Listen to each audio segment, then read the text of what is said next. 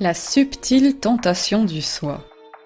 On cherche souvent l'amour des autres par nos actes, mais on peut aussi se séduire soi-même par nos propres idées, ce qui nous détourne de la personne la plus essentielle.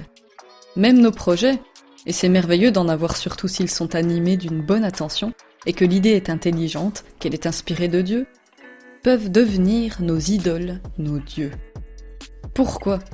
Parce que centrés sur nous, oubliant celui qui les inspire et celui qui nous fait la grâce de nous les confier et de nous donner la force, la patience et l'endurance pour les accomplir. Tout devrait être à la gloire de Dieu. Rien ne nous revient, sinon la joie de le louer et de le remercier. Ces projets sont des cadeaux qu'il nous confie. Fise. Mais alors, comment ne pas se séduire soi-même ? Rester focus sur Jésus en permanence. Repasser, revoir, réviser les raisons qui nous poussent à poursuivre nos projets.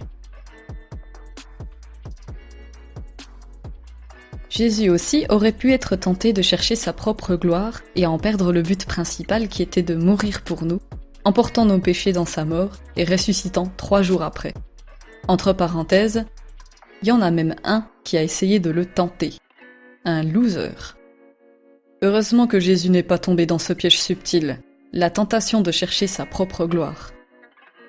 Pas de culpabilisation à avoir.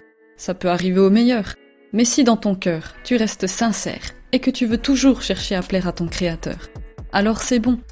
D'ailleurs, si tu te poses la question, est-ce que c'est clean mes intentions ? Est-ce que je fais plaisir à Dieu ?